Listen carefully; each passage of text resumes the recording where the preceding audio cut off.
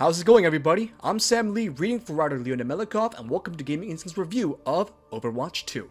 Overwatch fans were waiting 4 painful years to finally see and experience Overwatch 2. For those who don't know, Overwatch was originally released in May 2016, and it was the first new IP ever for Blizzard Entertainment. The franchise brought a new universe to the gaming world with interesting characters, fun lore to explore, and most importantly, a ton of competitive fun with its 6v6 team-based gameplay. Fast forward to BlizzCon 2019, when Overwatch 2 was revealed and promised to have full PvE dedicated content alongside changes to its original PvP format. The sequel would also bring new maps, modes, and of course, playable heroes and new tricks up their sleeves. We've been playing Overwatch 2 quite extensively for the last few days, and as someone who spent countless hours playing competitive rank in the original game, I have quite a bit to talk about here. The main question is this a true sequel, or is it more of a major update? Let's find out. Welcome to our review of Overwatch 2. Before we go into the deeper details and main differences between Overwatch 2 and the original game, I'd like to introduce what it's all about. Overwatch 2 is free to play and has no barrier to entry. It is strictly a multiplayer-based PvP game with over 30 playable heroes. The heroes are divided into roles including tank, DPS, and support. Tanks usually have some sort of shield and a ton of health. Their role is to protect the team and lead the charge to the objective. DPS does a majority of the damage and the killing, while support buffs your team, heals, and debuffs the opposing team. The game is simple to understand, but it's extremely hard to master. A lot of heroes are easy to grasp, but can take a ton of practice and time to get good at. The best thing to do is to jump into Quick Play, which is a non-ranked mode, and try out a variety of heroes to see which one fits your playstyle. Some of my favorite heroes, for example, are Roadhog and Reaper. Roadhog is classified as a tank that is also able to dish out a decent amount of damage, hook and pull enemies out of position, and kill them.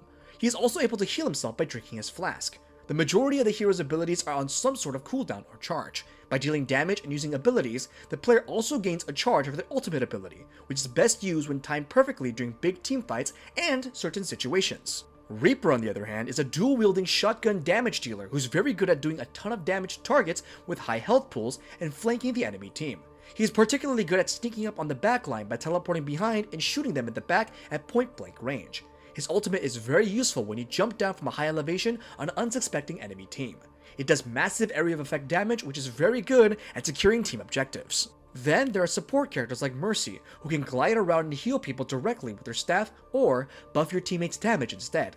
Mercy is a movement-heavy type of hero. You have to learn when to jump into heal and when to retreat, because if the enemy team is smart, you'll always be the #1 target. Meanwhile, Ana, who's another support hero, can heal her allies by shooting them with a sniper. Shooting enemies with your sniper will deal damage instead. You can also use your sleep dart to crowd control dangerous enemies and throw healing grenades to either heal yourself or a group of your teammates. These are just a few prime examples of how the heroes operate and what kind of gameplay you can expect. There are a variety of different types of objectives that your team has to accomplish. The objectives are also tied to specific maps. For example, in King's Row, one team has to secure the payload and push it onto the other end of the map, while the defending team has to defend themselves from the payload being pushed all the way. In another map, such as Ilios, you have to fight for control points. Whoever secures the most control points on the map will win that round. You have to win the best of 3 to secure the victory. The objectives and rules are very simple. However, there is a strategy in how you are going to fight against the enemy team and take control of the matches. Overwatch 2 also includes a variety of vanity modes such as Mayhem, where your abilities regenerate faster. You have double the health and just have fun with your heroes. It's a silly mode, but it's quite entertaining. Deathmatch is also included, where you can play whatever hero you wish and switch at any time.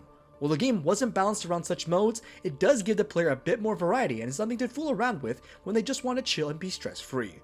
Now that you know what Overwatch is, it's time to talk about the main differences between the original game and the so-called sequel. The key differences between Overwatch 1 and Overwatch 2 are mostly major changes, such as the switch from 6v6 team play that was in the original game to a 5v5. Back in the good old days, your team would consist of 2 tanks, 2 healers, and 2 DPS.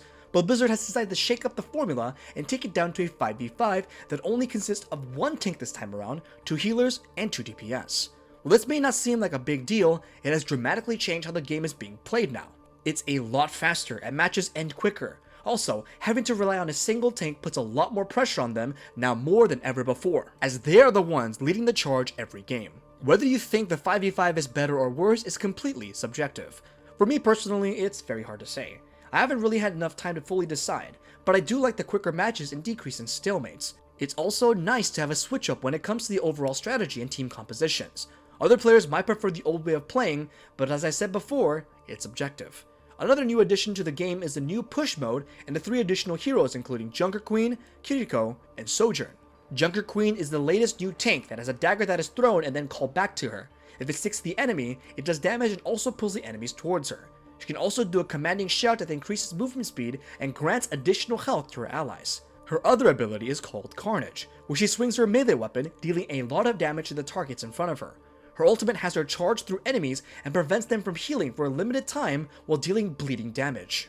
Sojourn is a new DPS hero that uses a railgun that shoots enemies like an assault rifle, and also an alternate fire that fires a single shot for a ton of damage. She can also slide on the ground for extra speed and then reach higher elevations for both engagement and escape. Her grenade ability also pulls enemies in, slows them, and does damage when they're close to it. Then there is Overlock, her ultimate that lets Sojourn repeatedly use the charged shots to deal massive damage in a small amount of time. Last but not least is a new healer hero, Kiriko, who heals her allies by throwing homing cards. She can throw kunai to damage her enemies, teleport to allies when they're in dire need, and even get rid of the debuffs of her teammates. Similar to Hanzo and Genji, she can wall climb as well. And then her ultimate, Kitsune Rush, sends a fox in front of her that boosts her team's cooldown speed, movement speed, and attack speed. Then there's also the addition of push maps, which is a new team objective that was not in the original game.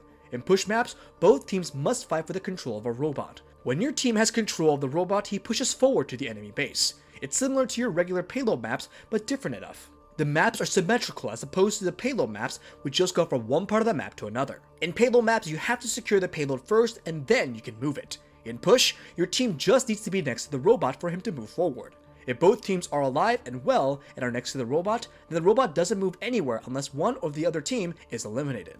Overall, it's a nice addition to Overwatch and quite fun to play. The maps are also well designed. One last addition is the Battle Pass, and the fact that Overwatch 2 is a free-to-play game compared to the $40 entry for Overwatch 1. If you've played any free-to-play games such as Fortnite, Apex Legends, or the recently released Rumbleverse and Multiversus, then you can know what to expect out of the Battle Pass. You can purchase the premium version of the Battle Pass to gain a variety of cosmetics, such as legendary and mythical skins, emotes, sprays, and even voice lines. If you're a first-time Overwatch player, then you won't have access to Kiriko unless you buy the Battle Pass. However, if you play enough matches and complete quite a bit of daily, weekly, and seasonal challenges and get to tier 55, then you can unlock her for free. I am not really a big fan of locking heroes behind paywalls for early access. While the hero is available for free, it will take some time and effort to unlock them for people who do not wish to spend any money. I think the developers and publishers should grant access to new content free of charge. If the game is fun and people enjoy it, then they will purchase the premium battle pass for the cosmetics. But then again, you could argue that the hero is still technically free if you put enough time into the game. This is a hot topic, but if you ask me, I think any sort of player power should not be locked behind anything, period. Whether you can unlock it for free later on or not. Just let people enjoy the content. Last but not least, the big deal about Overwatch 2 originally was the addition of dedicated cooperative story missions. This is something that players have been asking for a very long time. The lore of Overwatch is quite deep and interesting, and people wanted true PvE content that would keep the game varied from its PvP counterpart. Sadly, Blizzard wasn't able to deliver on the promise of the PvE missions, and that whole feature along with the PvE talent trees will not be in the game until next year. So instead, they have decided to release the product earlier for the fans. Whether Blizzard made the right decision or not is a whole other topic that won't be discussed here, as this is simply a review of the currently released product that is now available for free. Overall, I think that Overwatch 2 is not that much different from the original game, and I really would not call this a true sequel, as it's missing its other core features, the PvE mode. That was a vital part of the original marketing for the sequel, and it's currently not here.